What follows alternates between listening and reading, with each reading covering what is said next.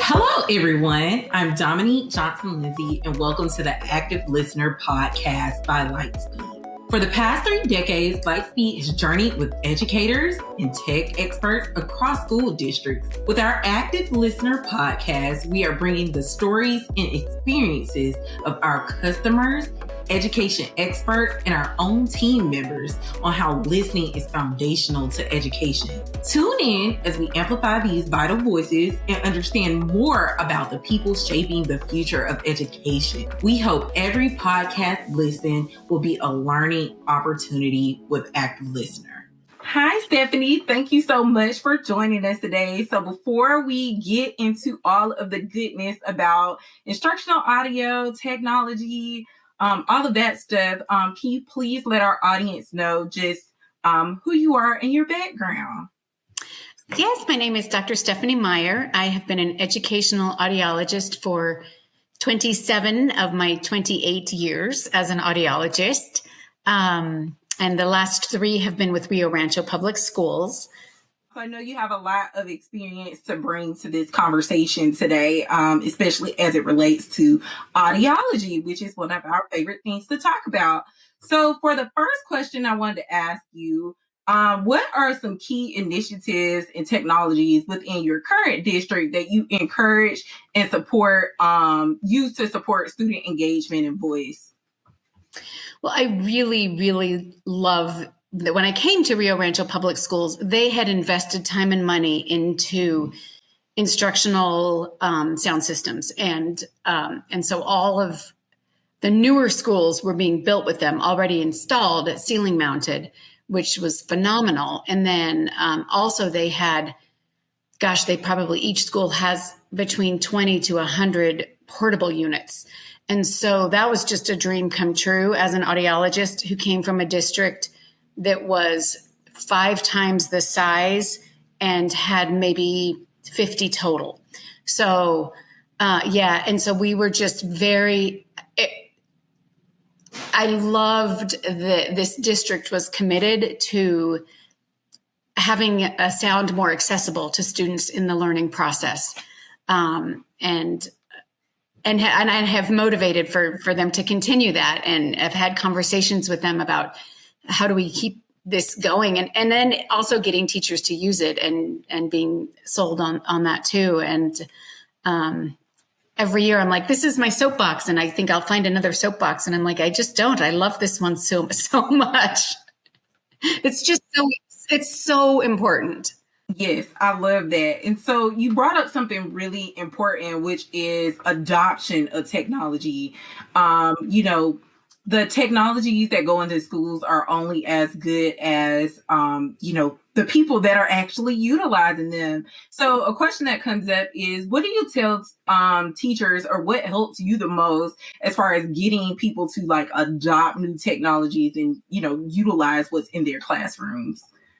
Well, nobody likes to be told what they have to do. So I've tried a lot of things over the years, and, I try to go in, at least initially, with a more playful, hey, this is your Britney Spears or your Taylor Swift. You can karaoke on the weekends, but really this is what you need to be using, not only for your voice, but for kids to have equal access to the auditory curriculum. And I always remind them, remember when you go to a conference and someone says, I don't need to use the sound system. You can hear me okay. And after about an hour, you tend to check out. You start to get on your phone. If you're sitting in the back, you probably don't last more than 15 minutes. And I said, and just remember what that felt like versus when you've been to a conference where someone has used the system and you have been able to stay engaged all day and you haven't had to be as exhausted or had to work as hard. And so I really try and put them in the place. Obviously, I can't put them in the place of a student with a hearing loss, because if they don't have a hearing loss, they won't understand that. And so I try to put them in a place just of someone who's listening all day, because these students, whether they have a hearing impairment or not, are listening all day. And the fatigue that goes along with that, if just in general, I mean, when I go to a conference, I'm exhausted. It's way more difficult than going to work. And so, and that's sound system or not, learning new material is hard. And that's what these students are doing every day.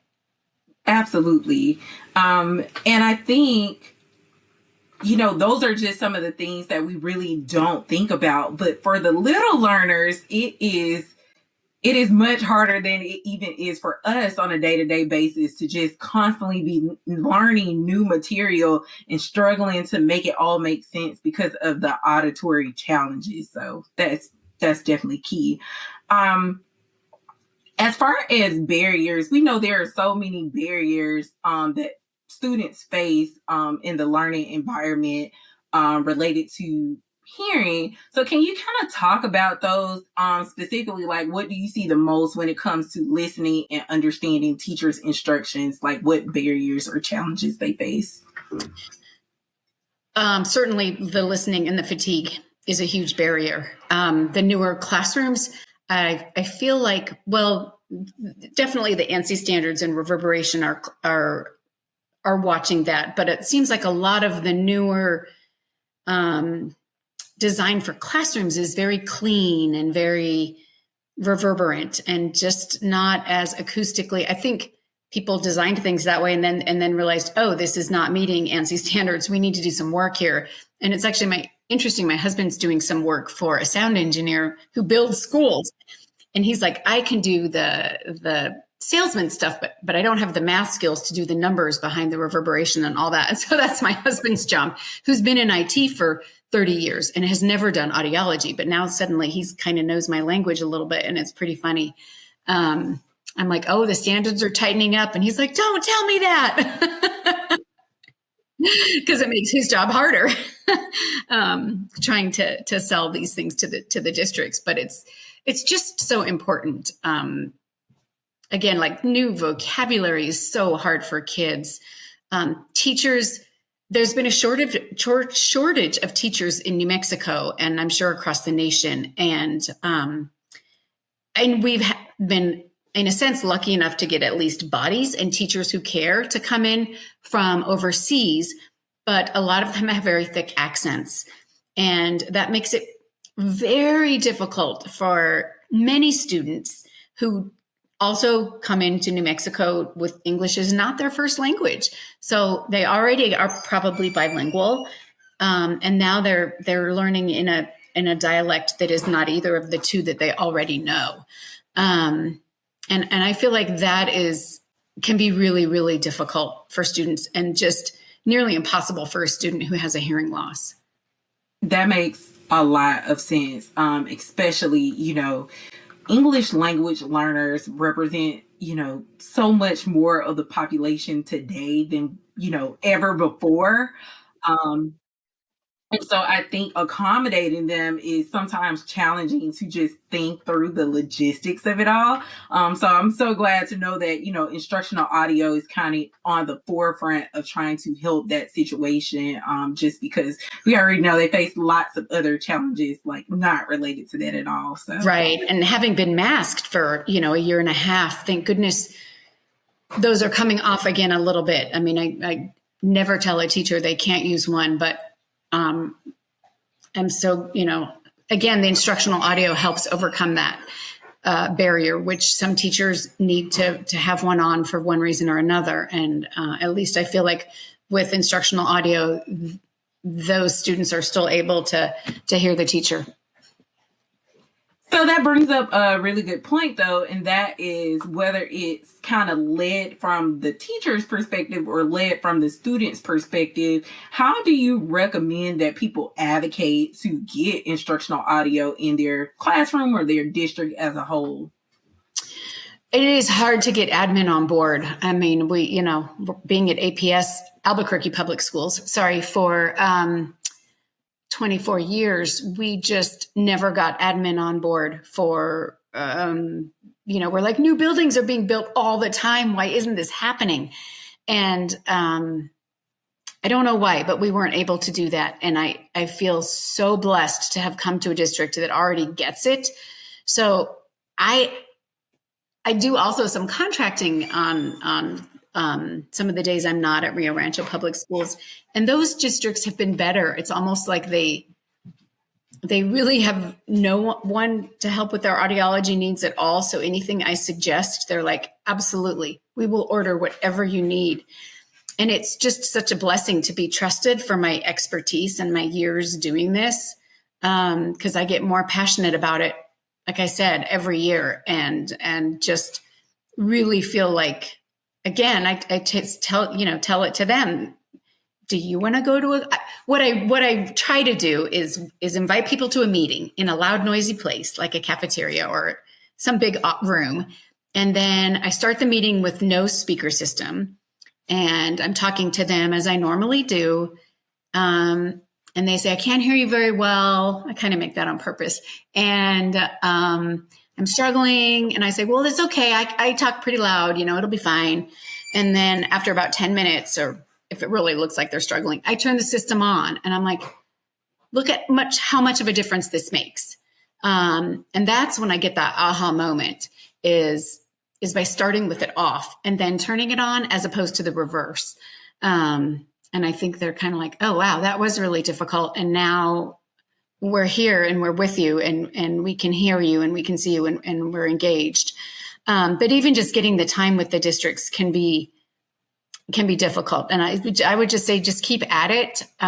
It's so important. Like I said, even having a district that's involved, I still keep at it because the district is growing. And so we still need new systems. Older systems are breaking. And so we need systems to replace the older systems. So I just don't want them to lose sight of that. Yes, they invested this big push at the beginning, but now they need to keep reinvesting as we need to replace older systems. That makes a lot of sense. And something that's coming to mind for me is, someone that was from the outside looking in, as far as the education realm, audiology was kind of like passively thought about, or, it's more associated with SPED. And having this conversation with you, I'm curious, how do you feel about the future of audiology as it aligns with like education and where we're going? I obviously love audiology in the schools. I only spent 1 year doing something different and basically just waited for a position to open up so that I could come in and take it because I knew that's what I wanted to do. I got interested in this because I felt it was a need for kids who would not wear any kind of personal amplification. And so that's how I got started being really involved in instructional audio and wanting it in the classrooms, because it's at least something for these kids who won't wear amplification. And it's usually the kids that won't wear it are kids with unilateral hearing loss or mild bilateral hearing loss, or not a huge hearing loss. The kids with huge hearing loss know they need hearing aids to get by, but kids with something milder tended to reject their personal amplification to a certain age. And so this was at least something I felt like the schools could say, we are putting a good forth effort trying to get these kids able to hear what's going on in the classroom, and to keep them engaged educationally. But the more I do it, the more I'm like, I don't think any kid should be instructed without these systems, because again, it goes back to, I am a learner. I love to learn. I try and learn something new every day just because life is so fascinating. And I go to conferences and I check out if I can't hear. And again, I just think if these kids learning new vocabulary, learning new topics of conversation, and just everything, and how difficult it is for them. Their brains are still growing. They're still changing. Their minds are elsewhere. Some of them have been diagnosed with ADD or ADHD, and studies have shown that these systems help those kiddos too. Some of them just didn't get enough sleep last night and want to sit in the back and check out. And this just makes it a little harder for them to do that, or maybe makes it able for them to stay involved without having to work so hard. And I think really, I don't think any school should be built without a system in every single classroom. I love it. I love it. So before we end, I have two fun questions that I want to ask you, because I always think, like, as we talk about business, there's just always this other side that's the fun side about sound and learning and all that. So I have two quick questions. The first one is, if you could immediately remove one barrier to learning, what would it be? Ooh, and you're not even asking as an audiologist, right? Right, not at all. Because of course it would be like equal access to the auditory curriculum would be my one barrier as an audiologist. If I picked one as not an audiologist, I don't think kids get enough sleep. That would probably be my second thing. Kids just need more sleep. That's everybody does, right? As a parent to a 1-year-old, I agree. Yeah, I'm sorry. I feel your pain. I've been there. Okay, so my last fun question is, what's your favorite sound in the world? Children laughing. Oh, it's the same in any language. It brings joy. It's just a happy sound, especially that full belly baby laugh. If you know it, if you have a 1-year-old. Absolutely. And she laughs about everything, even things she should not be laughing at. So, yes. And we just don't laugh like that when we're older. I love it. I love it. Thank you. Can I share one other thing that I thought about? You say when I talk to teachers about it, how do I get them on board? You know, lots of times teachers will say, well, I'm in theater, I read poetry, I'm a loud speaker. And I actually tell them, you know, give me a loud T, give me a loud F, give me a loud TH without spitting all over your students. I'm like, there are some sounds that just you can't amplify with. And by amplifying your voice so loud, you're then taking that auditory signal and making it even more different from voiced sounds to unvoiced sounds than it already is. And the audio system kind of sends it all in the same range out to the students, as opposed to just taking that range of voiced and unvoiced, the difference between loudness of voiced and unvoiced, and making it even larger. Whereas where those unvoiced consonants still don't get sent. So that makes a lot of sense. I love these systems. So, well, this concludes our podcast today. I definitely want to thank you so much for joining us. This was so fun and informational, and I'm so excited to keep this going. That's all for today's Active Listener. Thanks for tuning in. Share your comments on this episode on our Facebook, Twitter, or LinkedIn social media pages. You can visit our website at lightspeed-tech.com to learn more about our mission to ensure every student hears every word. And subscribe to our podcast wherever you listen to your favorite podcast. Until next time, let your listening be as active as your learning.